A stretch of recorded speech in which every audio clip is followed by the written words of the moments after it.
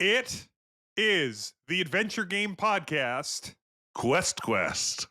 Hello, everybody. Welcome to Quest, the Adventure Game Podcast. I am Ben. And I am Jess, Ben's co-host. I stream on Twitch, and occasionally I'm super backlogged. I feel terrible about this. My stuff is mostly on YouTube under PS_Garrick, Garak, and Jess. I am Decaf Jedi on both of those places. How you doing today, Jess? I am doing fantastic today, Ben. I had such a productive day. Fantastic, great. I got new glasses ordered. I was like, your glasses look the same to me, Jess. They do, but when the new ones get here, it's going to blow your mind. These things are wild. They're like Elton John in the 70s glasses is what I wanted. I really wanted a change. So these are definitely like jewel encrusted, the new ones. Finally, yeah. I've been saying that. Yeah. No, so I mean, I did that. I got my car inspected for hail damage. That was really exciting. Wow. So, I mean, both those things in one day, for me, that's called a productive day, Ben. How have you been? I've been okay. Like today there's been storms here in northeastern Illinois. I don't know, wherever the fuck Chicago is. Up against the old Lake Michigan there. Yeah. That Chicago. Yeah, that's Chicago. But there's been a bunch of storms and there was hail. Speaking of hail, and I had a whole transit adventure, but I'm here now. I'm wondering, tonight here in Chicago is an outdoor concert for Beyonce. Oh wow. And I wonder, like, I'm curious, did they cancel it? Beyonce Chicago. Let's see here. Did this get canceled? It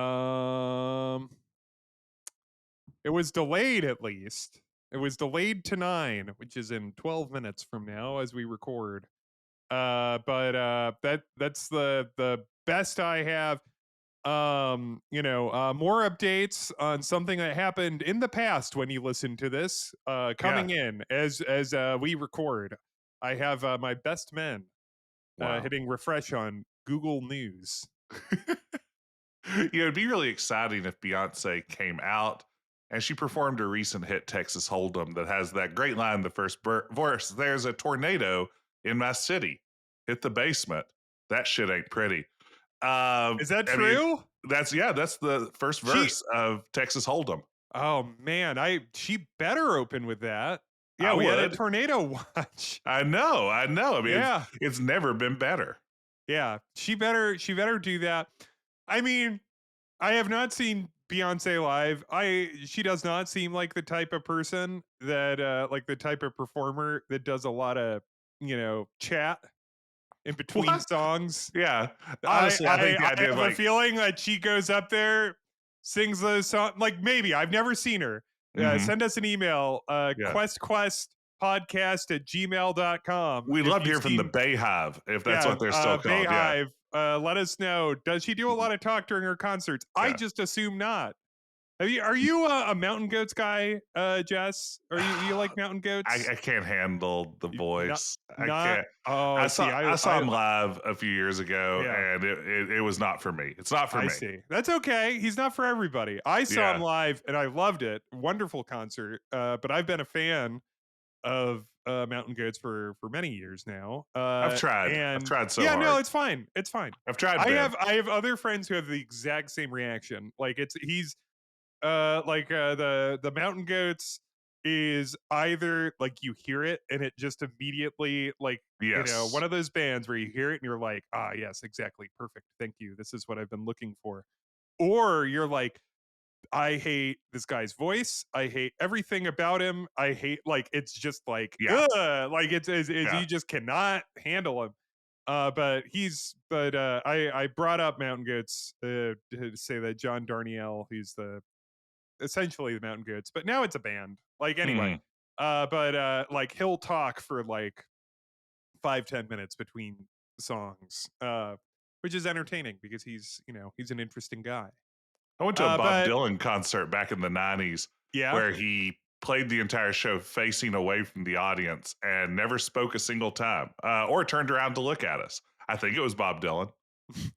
My dad has a Bob Dylan like a Bob Dylan concert story, which is that my dad, he's in his 70s, and like so Jazz Fest dad. My Jazz Fest dad, we'll talk about this also later.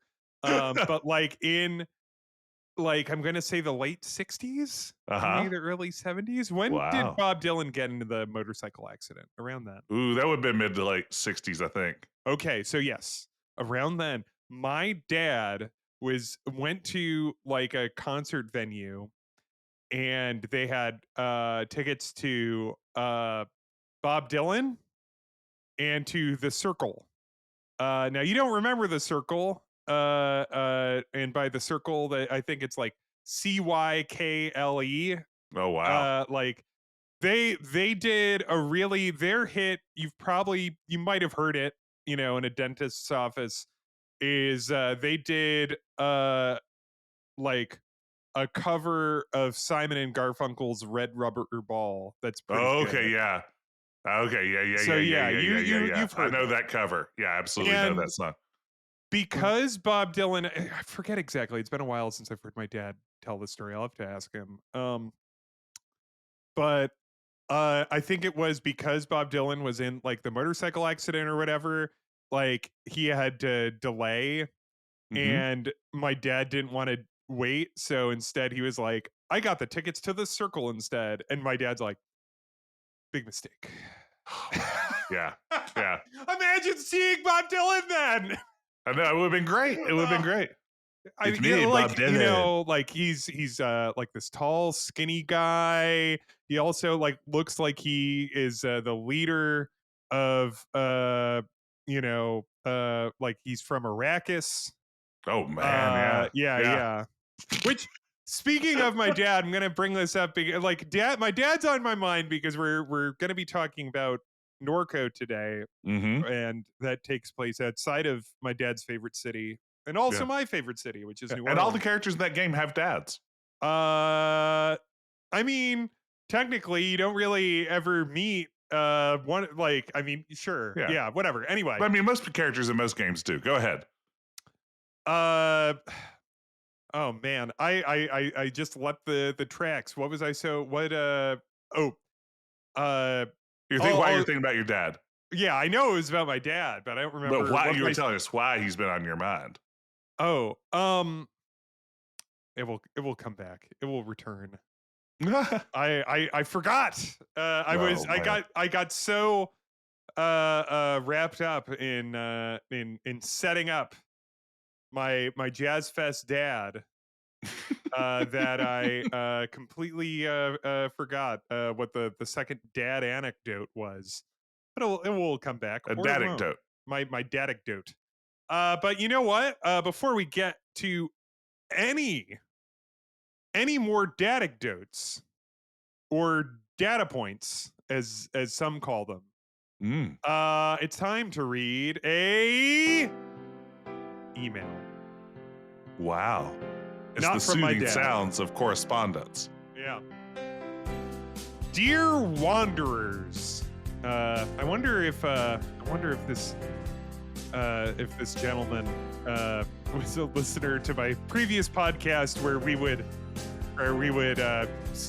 say Wanderers constantly. That's a Babylon 5 thing. Anyway. Okay. Ruben, if you listen to that podcast, thank you. Anyway, or not. Dear Wanderers, long-time listener, first-time mailer, just wanted to drop a message. I've really been enjoying your podcast. Thank you. It's really making me reminisce about the good old adventure games while walking the dogs. Well, I don't have the time at the moment to really sit down and play one of the classics. I'm really itching for a Quest for Glory series playthrough, as are we. Yes. Your episodes are definitely making me remember the old times.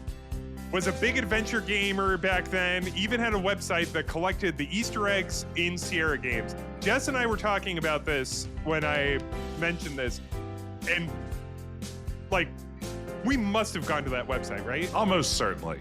Because I went to every like Sierra fan website in like 1999. Yeah, that was the main reason I had the internet. Yeah. Anyway, there's more. Still, there's also been a question on my mind. Would you guys know of any adventure games that could be played cooperatively? The one that comes to mind to me is A Way Out by Hazelight. Not familiar with that game. That's more of a Telltale-like game. Still, that was definitely one of my favorite gaming experiences in the past years, and I'm just curious whether you guys could recommend any other games like that to play together. Thanks for the nostalgia trip, Ruben. That's a great question, and honestly, I'm going to throw this to people to email us, because number one, I'm not familiar with A Way Out. Are you? No, I'm not. I'm gonna have to look this up. Maybe that would be a fun. Came out 2018.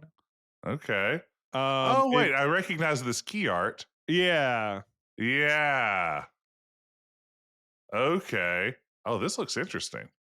Yeah, that looks neat. So it's a co-op prison escape adventure. You know, like the main co-op game, like, is it, what's the two, like, isn't there this co-op Brothers game? But that's I think it's called Brothers, right? Yeah. Like it's like it was a mobile game, but more of like a, or is it's like a Tale of Two Brothers, right? I can't remember. Maybe it is. Tale of Brothers, A Tale of Two Sons. There it is. That's I don't know how, like, I have not played that, but I believe that is he, this is Wikipedia calls it an adventure game, but I don't know, you know, like, what does Wikipedia know, you know? No, what does Wiki? Anyone can edit that. Grayson They're puzzles. I'm reading the description. Yeah, I mean it sounds like it is a light environmental puzzle kind of adventure, but no, I played a little bit of that on mobile at some point when it first came out. It was all the rage.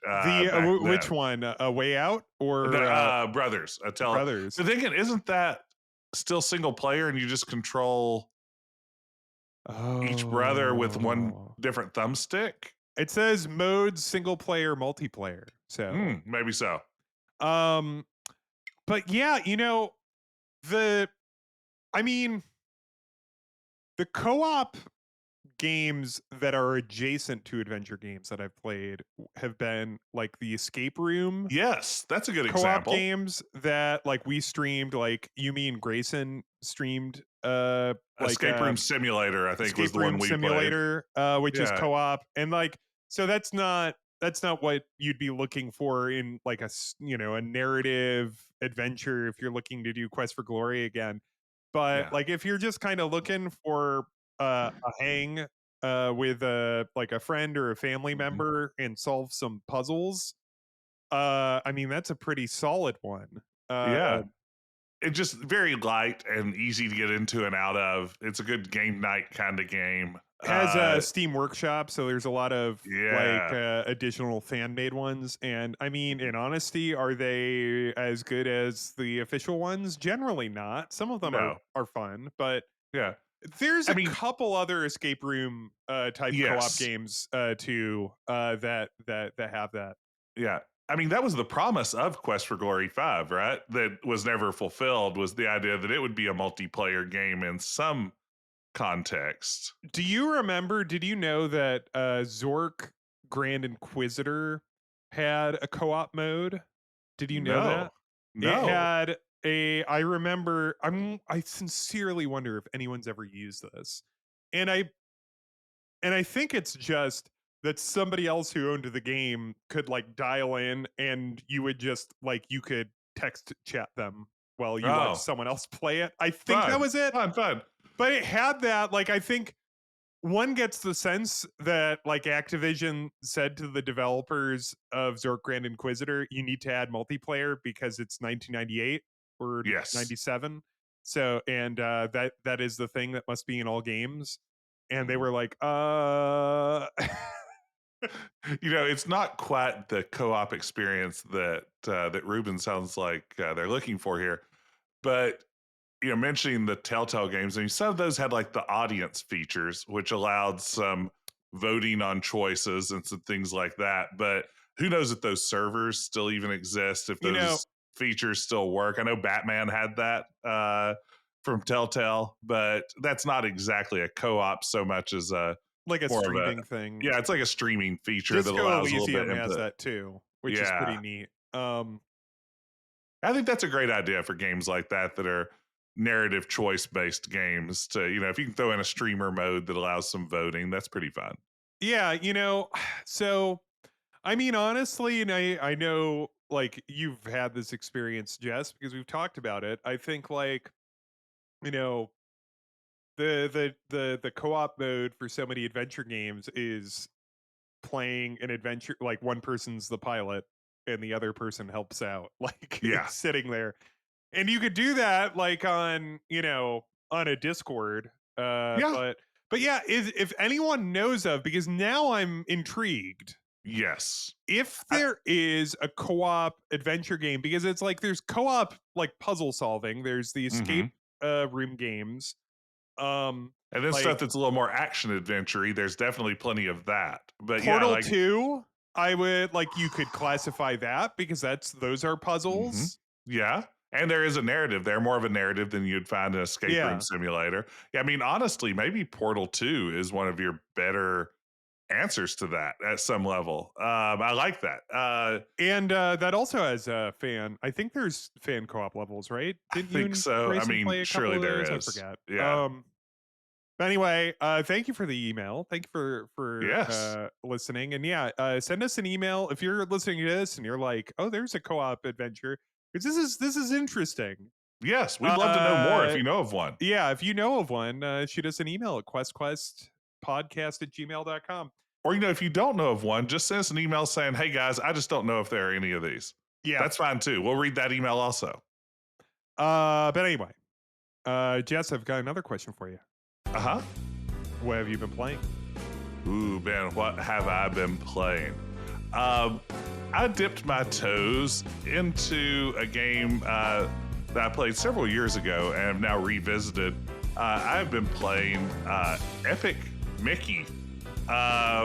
You're really jonesing for a Disney fest. I want a Disney game. You just want a Disney game. I want a Disney game and I want it bad. I played like the first few levels of Epic Mickey Rebrushed, which was the remastered version of it from a couple of years ago. Yeah, I remember that. And you know what? It's like almost every third-party Wii game, it is immediately better once you take it off the Wii. It turns out that the Wii's controls and did you play it on the Wii? Limitations. I did. Okay. I played it and finished it on the Wii back in the day, and it was a struggle because Waggle. You know how Waggle is. You've waggled. I remember it had like that was because it was Warren Spector of like Deus Ex and the first System Shock designed it. I remember it was like there's a big announcement about the next Warren Spector game, and then it was Epic Mickey. Epic Mickey. Yeah, I mean, which is That's just such like a funny title to me. It really is. It's a terrible title. It's a terrible title. It will never cease to be a hilarious title to me. It should just be like Mickey Mouse : the paintbrush of destiny or something. I don't know. You're running around and it's a platformer where you can use paint to fill in things in the world or paint thinner to remove obstacles in your way. And you platform and you fight bad guys. And now, are you Mickey, or it's like the bad guy is like Oswald, the lucky rabbit? Yeah. It is because it's very meta. Yeah. I just remember all the buzz about the game leading up to it because I just remember like there was a lot more buzz about a third-party Wii title licensed Mickey Mouse game than you'd expect from enthusiast media in 2011 or whatever. because it was being developed by Warren Spector. And like it was just like, holy shit, this guy who's like this, you know, like he worked at fucking Origin. Yeah. No, I mean, yeah, exactly. I mean, it is I mean, it's a perfectly cromulent third-party Wii title, but it's also nothing special. I mean, where it excels in style, and I will say the rebrushed edition looks absolutely gorgeous. Looks good. Apparently, they redid every asset from the ground up, so it's a complete, like, top to bottom remake. The controls are much better. The camera isn't horrible like it used to be on the Wii. It was one of those, you know, platformers that occasionally require very precise jumps where the camera is never where you need it to be, which was like a good 15 years of video gaming was lost to that exact problem. So this remake really fixes a lot of those sorts of things. But yeah, I think it's that eternal idea that maybe this Disney game is going to be the good one, that I think Disney has ridden out for much of its history in the video gaming space. I mean, my favorite Disney game is still The Secret of Monkey Island. But after that, I feel like it goes way downhill. Hey, there's DuckTales. Yeah, I mean, that's right. I mean, you have like DuckTales, you have Aladdin. I can never remember which Aladdin game is the good one. Is it Super NES? I just remember they were both like those, the 16-bit like Impossible ones were like really pretty. I remember that. Yeah. Like they still look beautiful, pretty good. pixel art. Yeah. Yeah. But and brutal. like great animation. But I mean, I remember Lion King just kicking my ass up and down the street. Aladdin too. You're right. This is me, like, at some level, desperately wanting to play a Disney game. And everyone in my life, like the minute I said I was thinking about trying to play Kingdom Hearts, like it was almost like an intervention. Like I got lots of messages like, Jess, you don't have to do this. And Jess, I think this is a big mistake. You don't want that smoke. A lot of really dire warnings. It'd be very funny if you got super into Kingdom Hearts, though. It would be. Like, I don't think I have the patience or, honestly, the attention span to get into Kingdom Hearts. You would say we've been friends for, 5 years? Yeah, at least. I feel like I know you well enough. I just feel that, Kingdom Hearts would just be one that you would just bounce off of in the same way that you and I were talking about Claire Obscure is both yeah, it looks good, but is it something that either of us would enjoy? Probably not. There's too many buttons. There's too many systems. A lot of systems. I'm stacking buffs on top of all kinds of other buffs, on top of stats, on top of powers. And listen, I love the French. Yeah. I love the French. Yeah, you've been very outspoken about that. Yeah, I mean, 2 episodes ago was our Cocktail Vision episode. That's right. Where we exclusively talked about their erotic games. Yeah.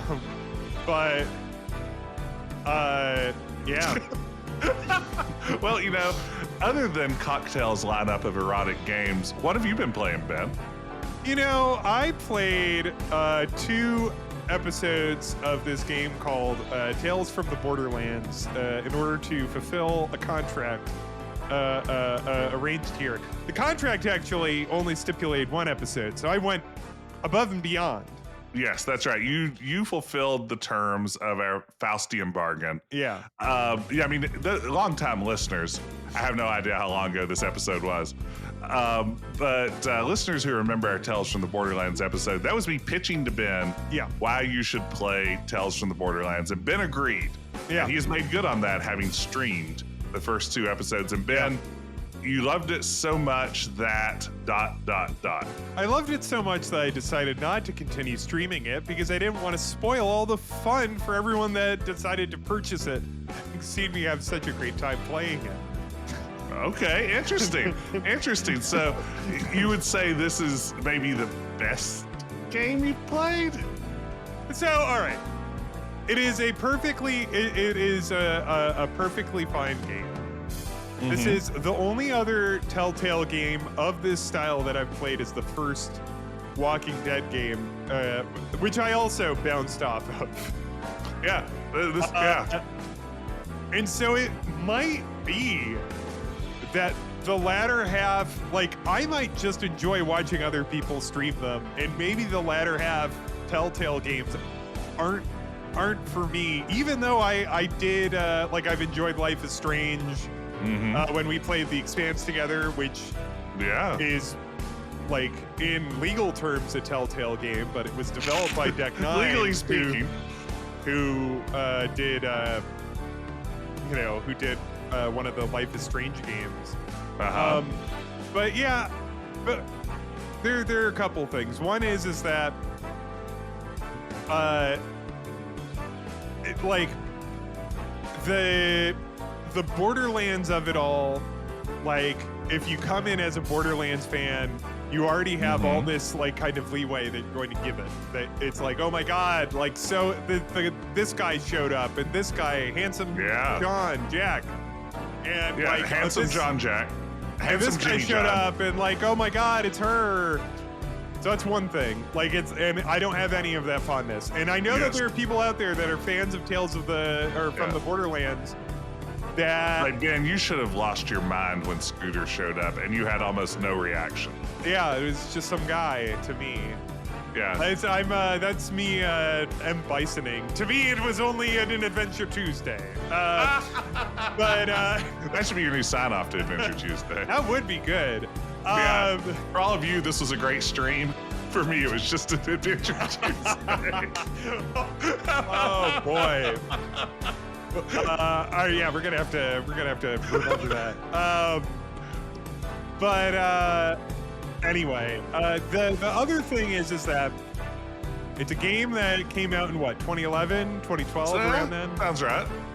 And it is extremely a game that came out right then. Not because of references that would tie it to that moment, like to pop culture or anything, but simply the humor. Well, I mean, more the zeitgeist. You're the man now dog joke. Oh, does it? It had You're the Man Now Dog? It does have a You're the Man Now Dog joke. Oh, man. It does. It has a You're the Man Now Dog joke. Wow. Wow. Do you think dogs ever say, "You're the dog now, man"? Yes, they do every day. Each other? Yeah. You think so? Yeah. Okay. You're the dog now, man. And here's the thing. By the time that Tales from the Borderlands came out, You're the Man Now Dog was already... It was a little dusty. It was already a little dusty. Now, I'll note, that was a dialogue option. I didn't have to pick it, but I had to pick it, if you understand. You had to pick it, yeah. I had to pick it. But mostly it's just that comedic zeitgeist at the time, right? Like, I mean... Yeah. It's a game that is written in the tone that a lot of comedy geared at a broad audience of, like, of nerds appreciated in, like, whenever that was, whatever year that was, which by 2025 is... now, like, you know, has become a cliche. Yes. Like we fed a computer scripts from 500 episodes of X-Play and asked it to write a script for a game, and this is what it spat out. And so, if you like, it is just it was an experience that just wasn't for me. If I was a Borderlands fan, a Borderlandsman, if I was a Borderlandsman, for fucking sure, I would have had a great time. But I think like the combination. Also, you have to understand, Jess, I didn't like that type of humor then. Yeah. I signed off of Marvel movies at the Avengers the first. Wow. I mean, yeah, it is Whedon-y a little bit. I mean, yeah, I get it. So I get it. It is like, and so this is not passing judgment on people that loved it or love it or love it or can love it still. It's just fine if you have poor taste in games. He is not going to judge you for that. It is explicitly like a thing where, like, I remember very clearly watching Avengers the First. As it was titled. At the end, and everybody you know, people today who are like MCU heads will be like, oh yeah, that first Avengers, whatever. It's not really that much. But if you recall at the time, people got their pants watching the first Avengers. Yeah. Everyone was screaming about it. So it was like the moment where we decided, it's like, this Joss Whedon, his style of filmmaking should be what all companies and productions should emulate immediately after that. And yeah. The amount I heard about the fucking post-credit scene, the fucking shawarma, for like before I saw it, everybody being like, oh my god, there's this scene, so fun. They get shawarma. And so I went and I saw it, arms crossed, because I'm like, everybody tells me there's going to be a funny shawarma scene. And I just sat there and I like just watched it and I was like, oh, okay, I get it. This is not for me. And that was it. That was my last MCU picture. You really haven't seen a single one since then? I've only seen 2 MCU pictures. Wow. I have seen Iron Man, which I saw opening weekend and had a great time. Oh yeah? Because I also went in thinking like, Iron Man, who the fuck is that? I don't give a shit. And then it was like, oh, this is very fun. Oh, I didn't expect this. And then I didn't watch the Hulk and Captain America, I think, were the 2 next, and then Avengers, right? Maybe Thor was in there, and then Avengers. And then so like everybody was freaking out about the Avengers, so I watched that and I was like, if this is what everybody is crazy about Marvel movies about, it like I am signed off. You heard it here first, folks. Ben does not care for the entertainment directed at the common man. Ben has elitist tastes, and he's going to stick to them. Yeah. No fart jokes for Ben. You're gonna. Well, first off, there's a lot of piss and shit jokes in the game we're going to talk about, but yeah, they're sophisticated ones. That's true. They're not voice acted. But I mean, yeah, no, like, listen, growing up, my siblings were like, Ben, you're not fun. Wow. Because I would just watch something and be like, that's not very good. Because I didn't because I signed off on Adam Sandler movies early. I mean, but give me a break. I did too. Yeah, no, I'm right there give with me a you. break. No, I mean, and I'll stand Happy Gilmore and Billy Madison. Very funny.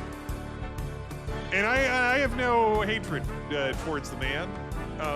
But yeah, it was just one of those things where I was like, you know, I got guff as like I sign off. I'll just be like, okay, not for me, and then I'm done. Yeah. And so unfortunately, I will say, yeah, like whatever the opposite of someone's like joy being infectious is, like that was very much the vibe that I was receiving while watching you stream Tales from Borderlands. It made me like the game less because I was like, I'm sorry. Shit, Ben's right. No. Don't let me ruin it for you. And I felt like the whole time it was being put on me. No. I felt like I was, I mean, you're just like, this is Jess's fault. This is all Jess's fault. I was, that's my Ben voice. I probably did say that on the stream, but only to make you feel bad. And for no other reason. That was just to hurt your feelings. No, I mean, I will say, I think coming into it, the Borderlands background, I'd played all those games, and I think that it is easier to breeze past a lot of that when you're kind of already sucked into that universe. But because I think Borderlands at some level is self-aware it's doing that, but it's still doing it. And we've talked about how before in games, being self-aware that you're doing something that maybe is a little, in this case, hacky at times, or just, again, very dated. At the time it came out, it didn't feel dated. It felt of the time, and now it still feels of the time, that specific time in history. Yeah, listen, but I'm not gonna yuck your yum. No, it's too late. You literally spent like 3 hours yucking my yum. I am what is it? No bummers. We're in I mean, this podcast does operate under the universal no bummers code. Yeah, this is something that's important to keep in mind here. No bummers is our guiding force. But yeah, no, listen. Sorry, like, I've felt this isn't really a adventure game podcast thing, but I mean, I was aware of it too, like playing it where I'm like, oh boy, this is not connecting for me. And I too have felt the horrible pain of making a recommendation and it belly flopping. Yeah, no, it's tough. It's tough. It's tough to watch. And it's a brutal thing yeah. to like. Mine is I have a couple. Mine is, and this was you know what, this was a foolish thing. Some of you at home might be like, Ben, what did you expect? But I remember I when I was in college, I watched this movie and it really touched me and it really like said something to me. And I watched it and I was like, holy shit, this movie. It wasn't the Avengers. Forrest Gump. Yeah. And it was really like I was like, holy shit, this movie's so great. Oh my God. I was like just totally swallowed up by it. And so during winter break, I got all my friends together and I was like, oh, you guys got to watch this movie. And the movie is Paul Thomas Anderson's Magnolia, which is I think like 2.5 hours long. And Yeah. it's like pretty like aggressively like intense. Yes. Like there's a lot going on. There's a lot going on. And I put it on for my friends and I'm just like, I can't, guys, this movie's so good. And my friends are just sitting there and they are just like, this is bad.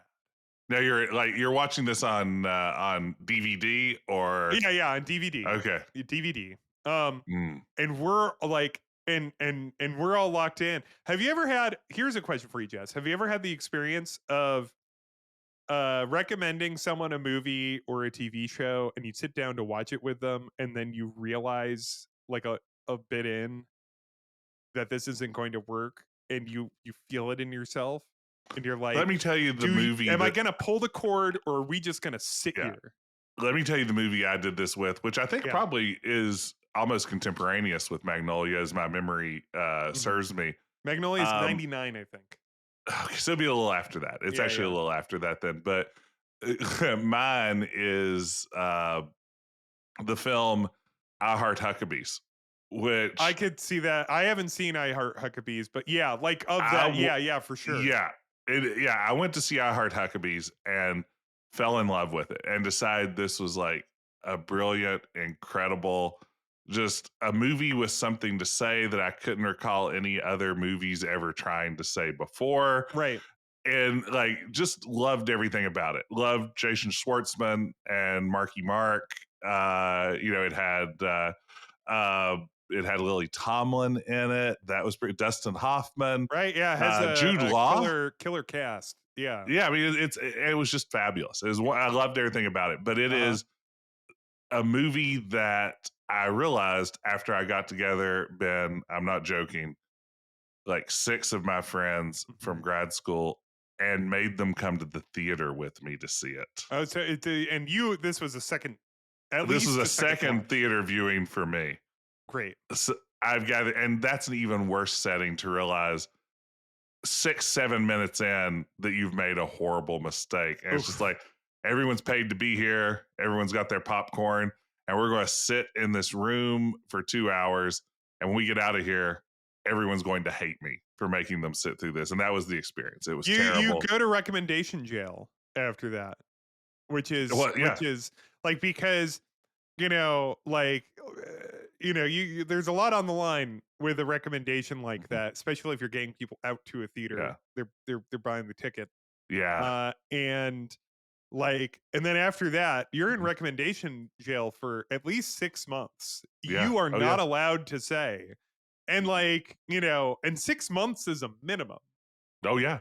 Yeah. And rightfully so. But I'm going to say right here on the podcast, listeners, you should all go see I Heart Huckabees. You'll love it. I've learned nothing. Here's the thing about I Heart Huckabees is that now I haven't seen this film, so correct me if I'm wrong, but my thought when I think of I Heart Huckabees is that similar to Tales from the Borderlands, it is a film that is intensely a like aughts indie comedy, which there was like, and when I say that, I'm saying of like a Garden State or a Little Miss Sunshine or a like those very twee kind Yes, of twee is a good. like It's a kind little of more post nihilistic. Rushmore Yeah, or like Royal Tenenbaums. Like everybody saw yeah. what Wes Anderson did and was like, I could make a really Mhm.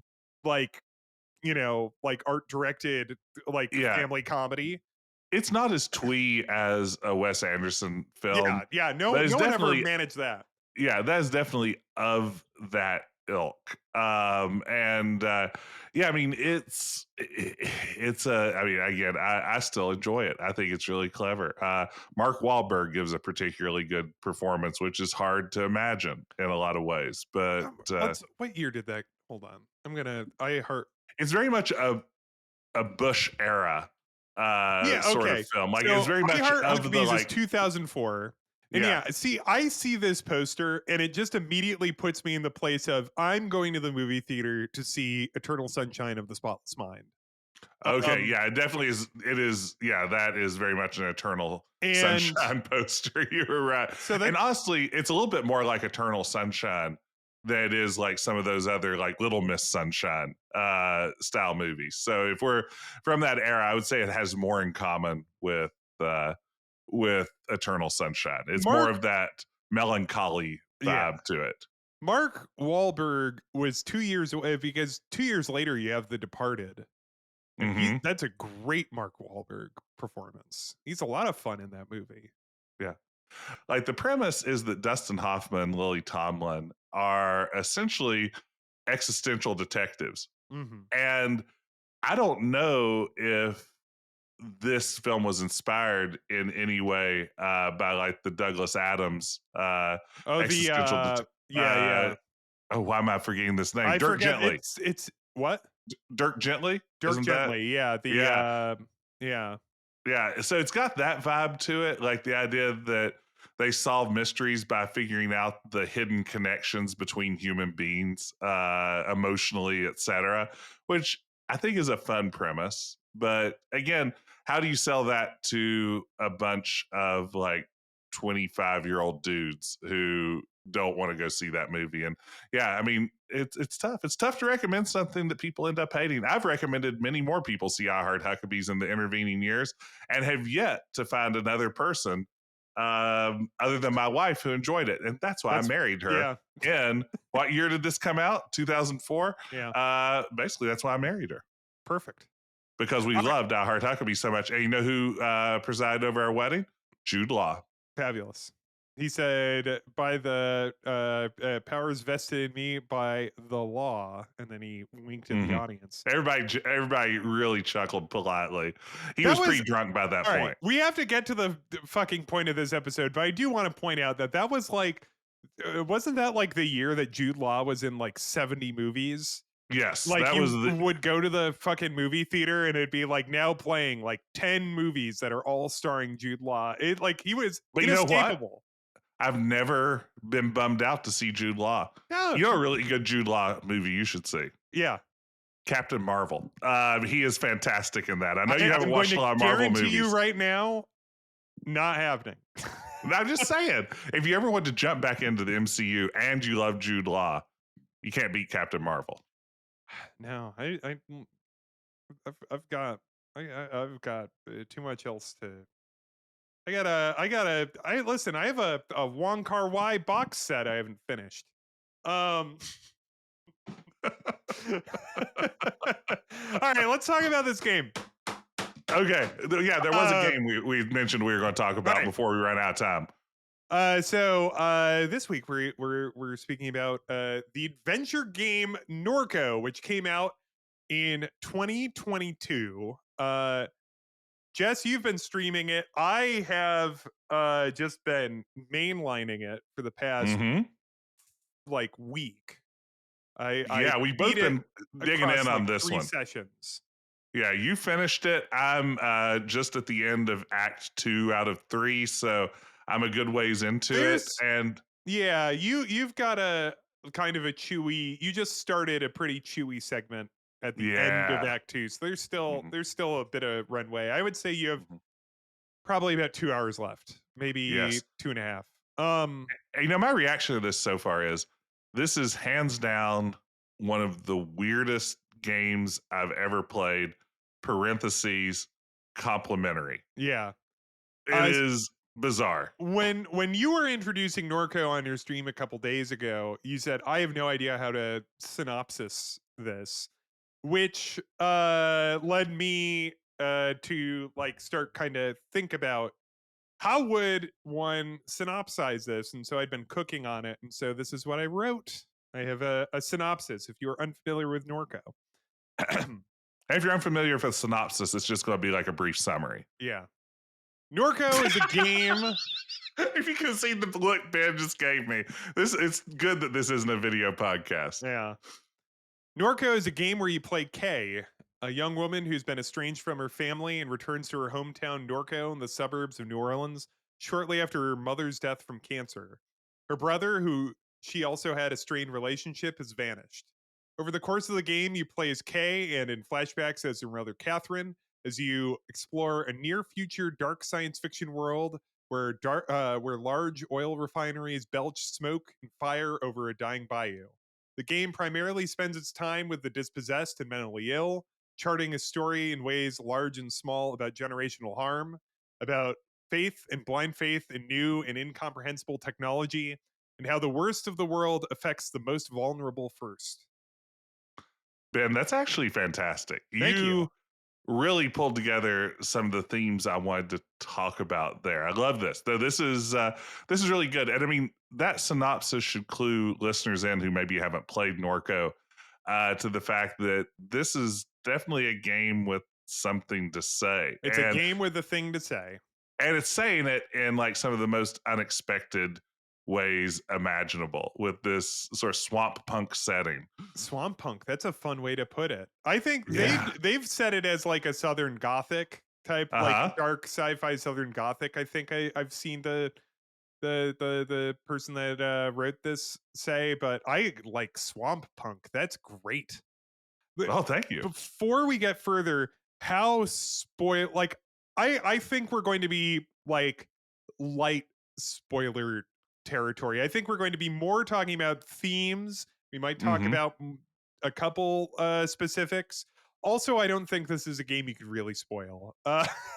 No, I mean, honestly, any spoiler you hear will be so Yep. incomprehensible that by the time you actually finish downloading this and begin playing, it will have just like drifted out of your mind already. Yeah, like There's nothing we can say about this game that can spoil it. I feel there's like. a whole bunch of like proper nouns and like characters and really Mhm. like the like a very like elaborate plot that it has, which I read an interview where like the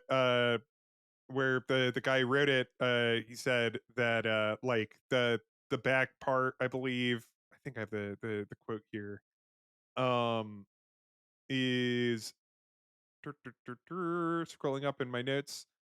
Um, but the game, this is him. But the game, in many ways, is very stream of consciousness and freely associative. Which, Yes. yeah, Yeah, like if I s- just said super duck right now, yeah. that's not going to make a lot of sense to you if you haven't played this game. And after you play this What? game, it still may not make Yeah. a whole lot of sense to you.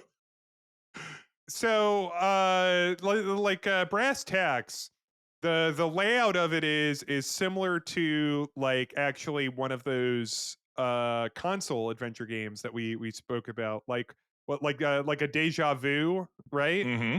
First Like, person style, you're surveying a scene and interacting with objects and people in that scene. yeah, Your character is not visible on screen. you have Move from like location to location. text runs down on the side, which a lot of people have compared this Norco to Disco Elysium, and I think part of it just might be that they're both very wordy games that have Yeah. like a word scroll like confined Mm-hmm. in the side. And they have similar themes, and they have like it's not entirely an unfair Yeah, the comparison. voice, well, a little bit I've played with Disco Elysium, the voice is not wholly dissimilar, you It, know? if you enjoy Disco Elysium, you are going to enjoy Norco for sure. But I would say, like, I do think that if it didn't, like, if all the text was like reading out on the bottom, like, if it Mm-hmm. was like the bottom of like the scum interface or something and the Mm-hmm. text was there, I think less people would be making that comparison. Yeah, maybe so. Yeah, and it's not voiced either, Yeah. which, you know, and I'm glad it isn't because honestly, it's an incredibly wordy game, and I think it almost works better as an unvoiced bit of writing. But yeah, it definitely. I mean, it has elements almost of like visual novel to it. It's more interactive with the world than a visual novel would be. But certainly, as you work your way through certain dialogue scenes and things like that, it has a visual novel element to it, and part of that is probably also just the richness of the writing, Yep. which is really where the game I think shines brightest. The and I said this when you were streaming, like a bit of a thing that just drives me nuts playing a lot of adventure games, and especially like kind of indie games, because they won't have, perhaps they might not have like editors or people like Hmm. as much like a robust support structure, um is that they'll be what I would say overwritten. Like, for example, I love The Longest Journey. I Yes. also think The Longest Journey, like someone needed, and if I mispronounce his name, I apologize. Someone needed to like go up to Ragnar Torquist and like with a giant red Sharpie and just start like drawing huge X's through Onto pages. him. He'll Like never learn otherwise. like well, I mean, if you played Dreamfall and Dreamfall chapters, I could tell you did not learn. Which, I mean, if those games exist, which they do, which means that they sold, that means Hmm.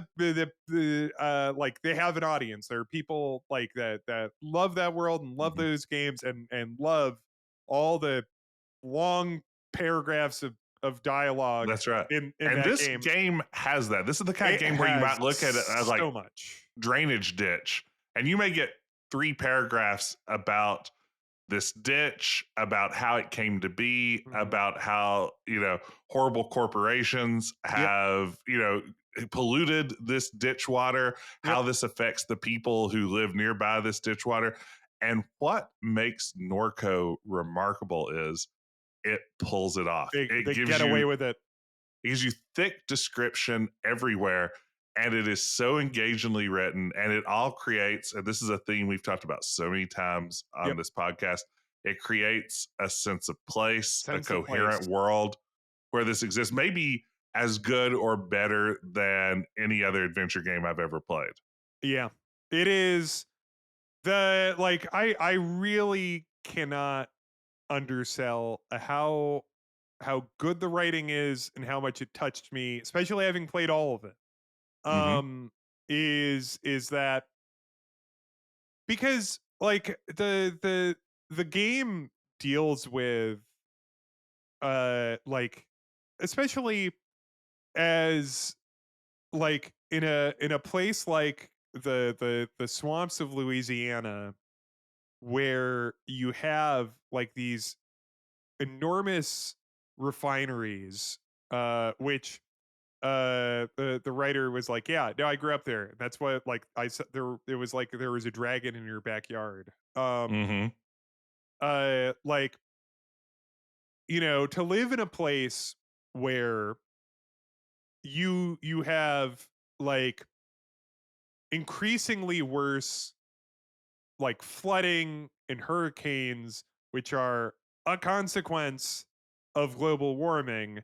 And then also there is like a thing, like one of the major like creators of the thing that is doing it. Like Yes. the oil And refinery right there. yeah. Like, you know, there's this like this terrifying, like this very haunted feeling that that just is across the game. And when, like I said in the synopsis, like where it's like about how the vulnerable feel like the effects of like the worst first, is Yeah. that like all of the characters or most of the characters that you interact with, like you generally are dealing with people on the fringes of society. There are a Yes. couple people that aren't, that you like Mhm. hang out with, but in general, it is, you know, as Jess said, like a man that lives in ditches. Yeah. I mean, it's going to be, you know, it intersects, you know, with questions of class, of race, of gender. You know, all of these are reflected again when we look at those that are sort of dispossessed, those who've been left behind by this system. And yeah, seeing how the game explores that in this sort of near future apocalyptic world. And then, you know, you mentioned how this sort of sense of, you know, the oil refineries almost looms over everything that's going on in the story. I mean, in a lot of the scenes, they are literally looming over the background of the Yep. scenes you see. And a good chunk of the game, always in the background, Yeah. there's a smokestack. There is, you know, one of these refineries. They're just like sort of haunting the entire game. And then seeing again, yeah, how this world that's been sort of, you know, it's almost like a post disaster, post apocalyptic Yeah. setting where, you know, climate change and pollution and runaway capitalism and all these other sorts of things have just left a lot of these people out of society at one Yep. level or another. Well, like you have to think about, so like in the flashbacks, which are just a couple months before the, Hmm. like before Kay, who like the main protagonist, like where you're her mother, who is like, who has cancer, and she, like if you look at her phone, you know, she has all this outstanding like debt Hmm. from presumably, I'm going to assume, from chemotherapy. And she's doing like without giving too much away, she's doing like your objective in her like in her part of the game is that you're fulfilling these app job things to make a little bit of money. Yeah, she's in the gig economy essentially to pay for her chemotherapy. And like, so yeah, it's that game. Yeah.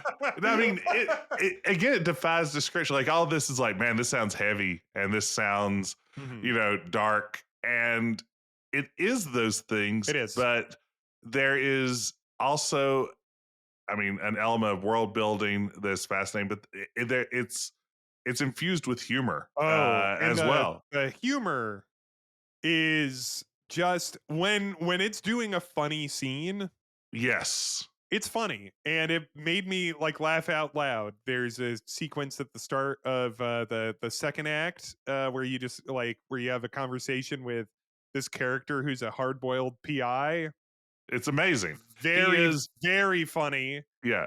And I Uh, don't know if he can, you know, he hasn't really returned so far in a major way in my playthrough, but you get such a sense of who this hard boiled down his luck PI who's hanging out at the local dive bar and just sort of telling you about what he does. yep. You know, and by the time you're done, you're like, oh God, play an adventure game starring that guy. It's like this is a fascinating and funny character set against this backdrop of, you know, again, a pretty dark story of a, you know, a daughter estranged from her recently deceased mother. Which I, so the first day I played this, I played on Mother's Day. And so it really, I'll tell Oh you, yeah. as much as I love this game, uh, it like mainlining it, it bummed me out. I mean, it's one of those good bum outs, though, right? Yeah, Yeah. it's a good bum out. I highly recommend it. Uh, we Yeah. had a discussion. Like I loved every second I had with this game. They're like, um, the yeah, to what you were saying, Jess, is that like all of the characters are very distinctly written and all have Mhm. like really distinct voices, which is Absolutely. so like, and when you're playing as Catherine, when you're playing as her mother, like she has a distinct voice, like Mhm. even in like the dialogue choices. It is the writing is so strong that it, like, as far as I'm concerned, it shoots the moon, which is like I'll get so frustrated when I like see a game and it, and I'll stop I'll stop picking on The Longest Journey, Torment Tides of Numenera, another game where I'm just like, all right, get over. I, no, shut up. Too long, too much, too much, too much. Yeah. Yeah. Um like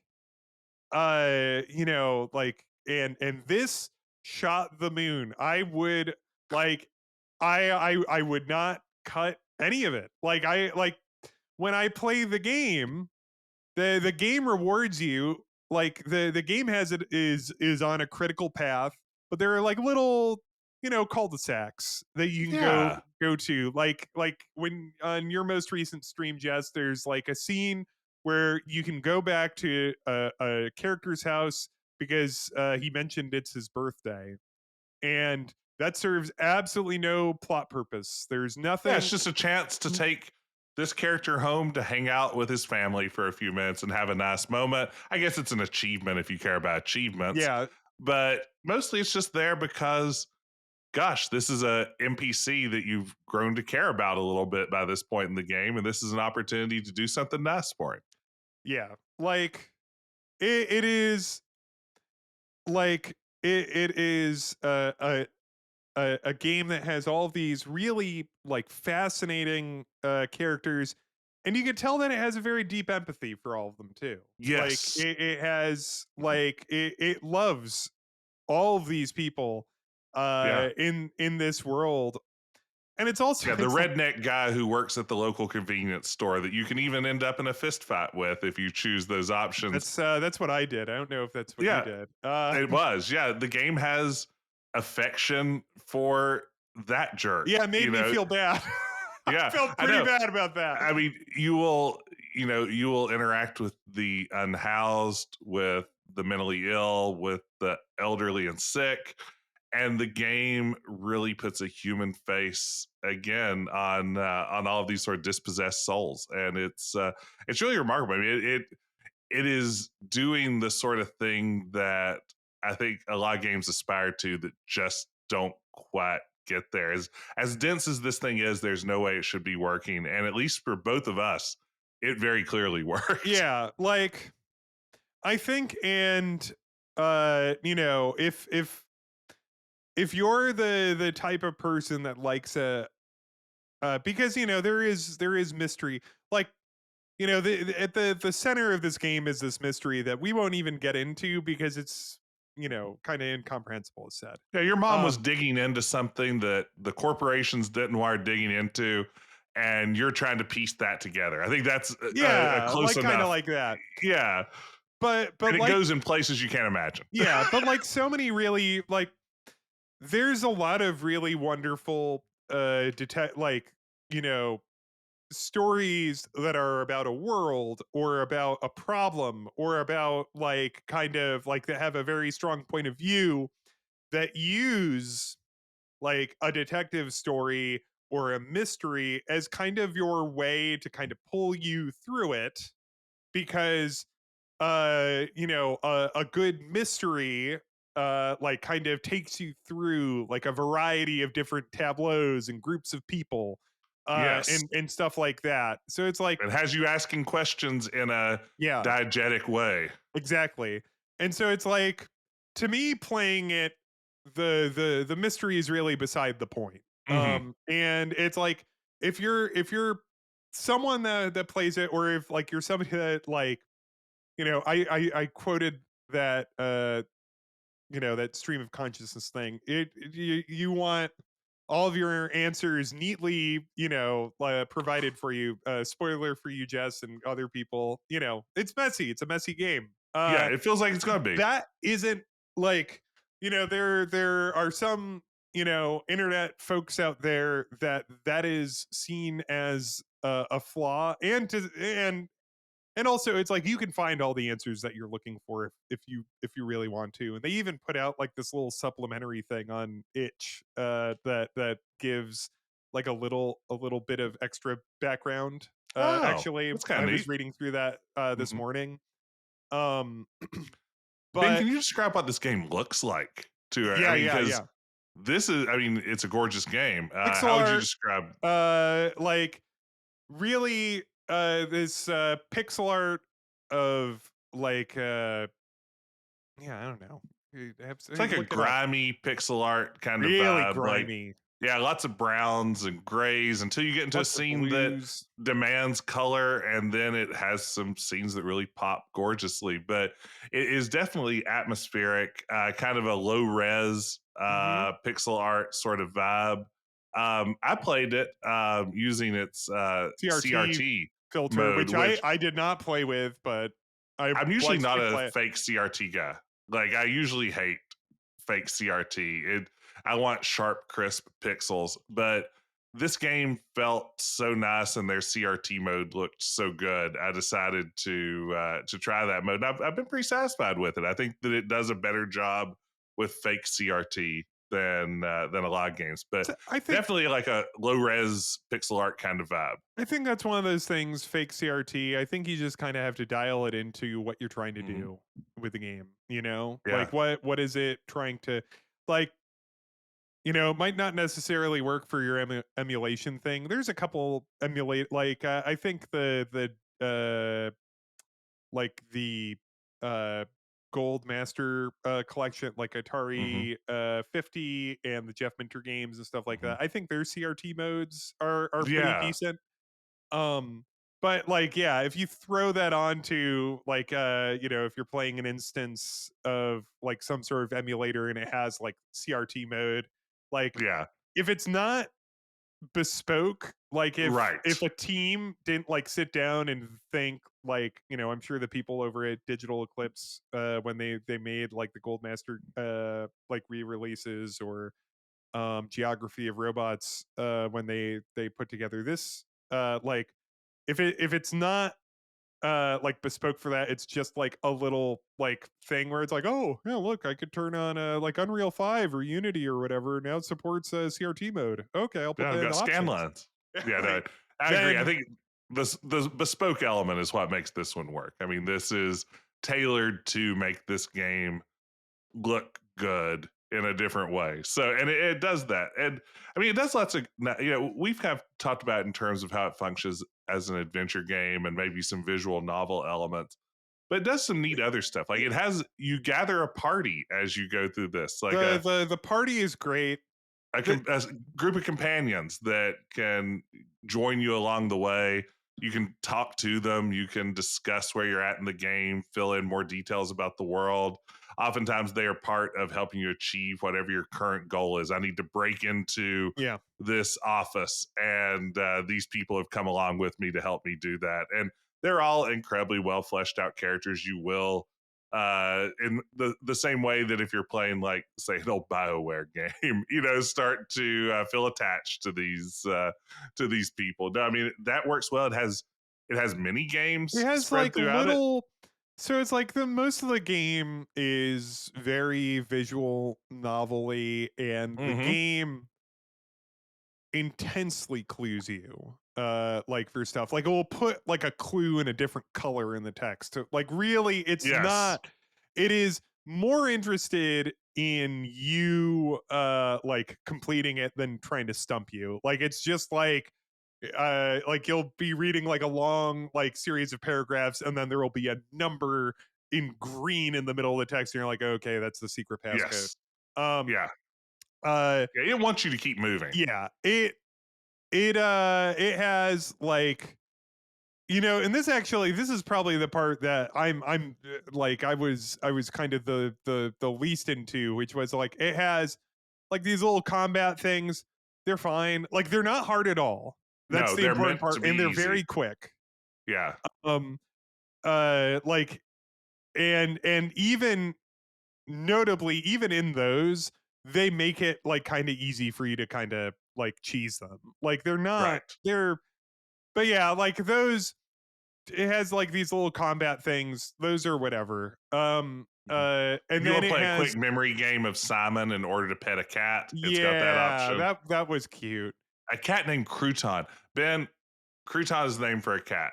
Crouton is a Can great you do cat for an better? orange I cat. mean, Yeah. yeah, for an orange cat, Crouton, fantastic name. Everyone, if you love orange cats, Crouton, I love my orange cat. He's a yeah, sweetheart, but he's Teddy. Crouton's fantastic. Um, then the other stuff is every now and again it will throw a puzzle at you, and uh, those puzzle sequences are also not like in general they're not too difficult. No, Like that one with the drones looked a lot more difficult than it was. it Like did. I Yes, remember yeah. seeing that when I was playing and being like, I don't have whatever the fuck this is. I don't have that, and then it's like, oh, this isn't hard at all. Yeah. Um, No, it seldom has stumped me as I've played through, which I like. I mean, I feel like this is the sort of game that if you had to stop and spend 30 minutes cracking open a puzzle, the loss of that momentum, I think, could easily make the game start to feel a little exhausting. It's like all that giant wall of text goes through great because it's well written and you're enjoying the experience and you're immersed in the world. Once you get stuck in that, I can't figure out this puzzle and don't know what to do next and have no idea where to go, that breaks the immersion. And all of a sudden, those sorts of things that were very charming a few minutes ago could lose you. And this game does a good job of making sure it keeps the momentum going so yeah, it doesn't pull you out of this immersive world it's created. I I think it's like um like there's real uh like if to what you were saying, Jess, like if you kind of get bumped and like leave a puzzle in a game, there's just so much stuff, like there's so much like plot in this game Yes. that like if you put it down because you got annoyed by a puzzle and come back like a week later, like, all right, I'm here to try it again. You might be like, wait, who the fuck is that? Wait, where the fuck am I Yeah. going? Wait, Yeah. who's No. that? Like, what's this? Yeah. This thing could collapse under its own weight if it wasn't a nice, It's breezy game in terms very of puzzles. delicately Yeah. constructed. It's very impressive Yeah. in that it does a lot of things that if any other game did them, I would be like, this is bullshit. Yeah. And it gets away with it. I mean, Gets away. again, that's what makes it such an Gets away impressive with it game. with a smile. Uh, Yeah.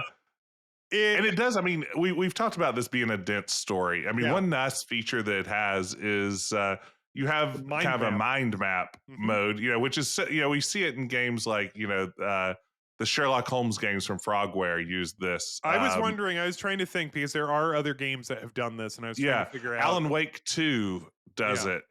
it quite a bit. Where you like you hear a name and it appears in your mind map and you start to make connections and things like that.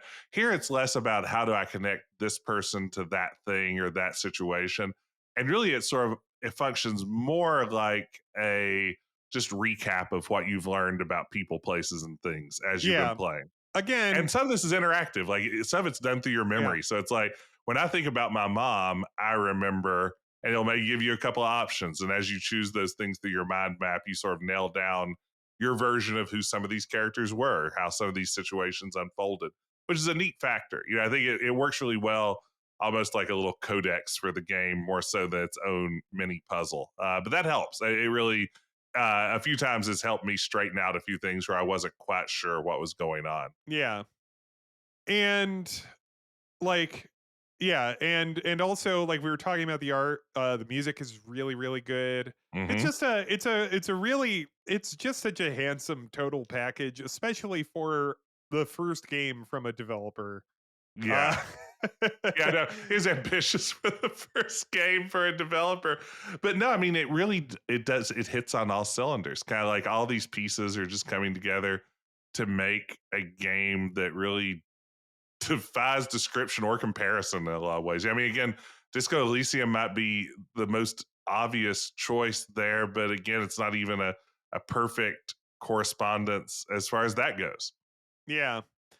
And like to, you know, and you do get to spend a little bit of time in New Orleans itself as well, which it's funny because it's like in uh like your interactions with like, you know, kind of like middle class people or tourists.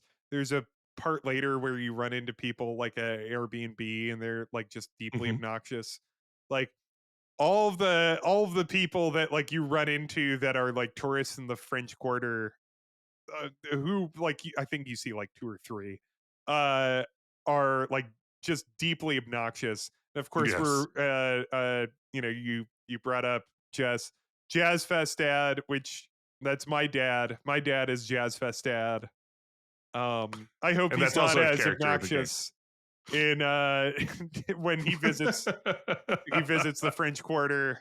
I mean, it is I'm not interesting. that obnoxious when I Yeah. visit the Hmm. French Quarter when I I take my mean, trips down yeah, there. Ben, you and I are both, tourists who love New Orleans. We've both spent time there. We've been on multiple Been there trips. Both, 3 times. yeah, I think Been me been there too. 3 weeks. I stay there a Yeah, week every time. yeah, and we And love the city, both of us. But I do think that this is, I think of a game like Gabriel Knight that's also set in New mhm. Orleans, and it feels like sort of a tourist version of what I New don't did Orleans they is. even visit it? Like, did What's that? Jane go to New Orleans? I thought the That's a good thing was, I question. don't think she had, but I could be Oh, wrong. that's interesting. Yeah, Please, please, please. If I yeah, am wrong, I'm sorry. I hmm apologize, Jane. But yeah. like, it I is mean, not. This is clearly written by a local. and that's what I love about it. Yeah, Yeah. I was gonna make that distinction. It's like, in Gabriel Knight, yeah, it's like you're gonna hit the French Quarter, you're gonna go to a voodoo shop, you're gonna go to Jackson Square, you're gonna go to some landmarks and get that experience. But here, it is a very real local resident version of New Orleans, which I mean, I love Gabriel Knight. I'm certainly not bad mouthing this version of New Orleans. Goodness gracious. I'm sure we'll have a Gabriel Knight episode Yeah, we before haven't long. talked a lot about Gabriel I, Knight, I I know realize. we really Yeah. haven't, which is remarkable, That honestly. is, But yeah. I'm realizing that now as we bring it Yeah. up. This podcast hasn't done a lot of Gabriel Knight talk. Yeah. Yeah, no, this one, I mean, you can tell it's written by someone who lived and grew up here. It It's definitely is a different perspective. It feels way more real in some really charming ways for a very unreal game in a lot of it's ways. very interesting to play a game that spends most of its time in the suburbs of a major city. Yes. Um, because those also have like, you know, as evidenced in the game, also have like their own like culture and way, and it might be like kind of colored by like the major city that it's like a satellite Hmm. of. Like it's like the you know, probably most of the people that live there, they might work in that big city, though many of them work at the refinery, I believe, in Norco, which I Hmm. believe Norco stands for New Orleans Refinery, like, you know, CO, Company. like Yeah. center, whatever. Yeah. Like, I think it's an acronym, like the Hmm. town name itself. Um, I'm gonna look that up. But yeah, like is there any, because there's also just stuff that I like, because I have a bunch of like thoughts and things I want to say about it, but honestly I'm going to save them for off the podcast and talk to Jess about them, just so, you know, to keep this a little more open That's for right. It is a patrons only New plot reveal Orleans coming up from Ben. Refining Company, There Norco. you go. Yeah. Yeah. I Uh mean, this is a great time actually to announce our sponsor for this episode, Shell Petroleum. folks, if you enjoy petroleum, if your cars and society run on it, you could do a lot worse than Shell Petroleum. Yeah. You didn't know we had a big oil sponsor this week. All of our deals with big pharma dropped out. I had a bunch of ED pills lined up that I was going to pitch all through the episode, but that didn't work out. So now the best I could do was an oil company. I'm hoping to get a defense contractor for our next episode. And these companies pay so well. I don't get it. And there's one other thing I'll say about the narrative of NORCO, which is any like the any sort of like piece of art or literature or whatever, TV, that has like as part of it, like a group of upset young men that were like cultishly turned on by a semi like religious guy they saw in videos. Mm-hmm. Like, when they made Norco, like that was it's like this is a concern. Like those, like Q people or whatever, like all of that. Like this is a concern, and fortunately, we've taken care of that. And that's absolutely not a concern anymore in the year of 2025. Yeah, videos Certainly aren't not a radicalizing not anyone a not anymore. a whirlwind we've reaped. But I that's a actually have major a plot page. point in this game, Yeah. and I'm like going through it. I'm just like, ugh, ugh, ugh. I think I should put a note in my notes app on my phone that's just like whirlwinds I've reaped, and just keep an ongoing list of those. I think that's a useful thing to to keep track of. But no, I mean, yeah, we didn't even mention. Yeah, there's a cult of angry young men. There is a rogue AI abomination. There's all kinds of Yeah, and interesting again, threads. things that people were concerned about in 2022 And that we are fixed them. all We got solved. yeah, we solved all that before. When does this episode air? Yeah. Hopefully we solved all of those by Tuesday. Yeah. If this goes well. So The I've got some ideas, but the weekend's coming up.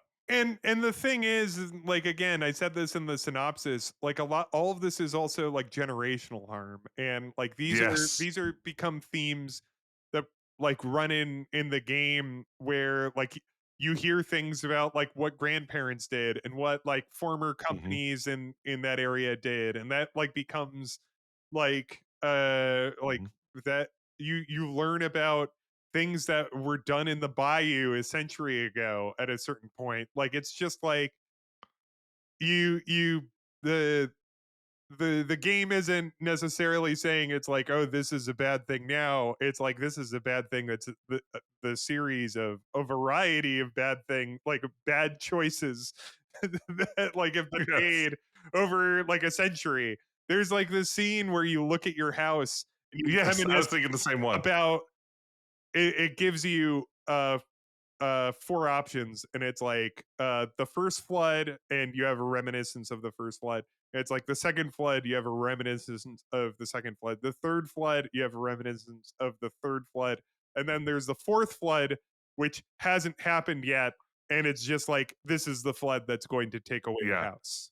And all of them are talking about how this affected you personally, how this affected communities, how this affected the city and its people, and yeah, just this notion of New Orleans, a city that already has seen its share of disaster, and extrapolating that into a future where these disasters are even you know larger in scale, and even more transformative. I mean, just what a fascinating direction to take this as a piece of a very in a way grounded science fiction, but in other ways just so far out there that it just goes in places you couldn't imagine. So I mean, here's the thing, Ben. I don't Yeah. know if this has come through. This is a pretty good game. Yeah, it touched me. I was touched by this game. I enjoyed it. There are parts of it that will stick with me in the same way that a game like Kentucky Route Zero or a game like Pentiment, like two of the other this is uh this is a well written game. When there's good writing, this is great writing. This is fantastic writing. And this is one of those games. It's something very special. Yeah, we both loved Yeah, it. and I hope we didn't just I heard Huckabees all of you. I hope Well, you don't yeah. pick this thing up. And I mean, because now that I think about this, this is a dicey episode. Yeah, I've had a few people comment on YouTube or in my my Twitch chats like, I tried this one and I kind of bounced off of it. Yeah. So I think this is one that absolutely I could see not getting into it. It's yeah, intense and it's heavy and it's yeah, a bummer. And also, like as I was saying earlier, it's also a game that like you have to be in for like kind of a like something that isn't going to explain everything to you or mhm, might be written by someone that is, writing it in kind of like a dream logic way. Which yes, like for me, that's my sweet spot. Like uh-huh. I love that. I don't need to sit down and think like this means this and this means this and I understand what like I don't need any of that. I really don't. But like I've seen complaints online where it's like I never explained what about this and it's like who gives a shit. It doesn't need to. Yeah. Yeah, I mean, it's not about that. It is about the people. It's about the feelings. It's about the setting. The The fact plot to me that is secondary. these upset young men are in a plot in an abandoned mall is one of like I mean like you really can't underline the themes that you're trying to make clear any more than you're doing Yeah.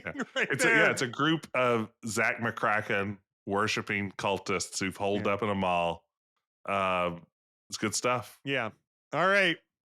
Well, folks, this has been Quest, the Adventure Game Podcast. Send us an email at questpodcast@gmail.com. Let us know. Are there any co-op adventure games Mm-hmm. that we didn't think of? Are there games that you think of when you think of like exceptionally written adventure games? I would say I Hypnospace mean, Outlaw is another one that I think yeah, is or really, Space really Quest 2. good. Yeah, Space Quest 2. Um, uh, uh, but Those are the three biggies. yeah. Norco, uh, Space Quest 2.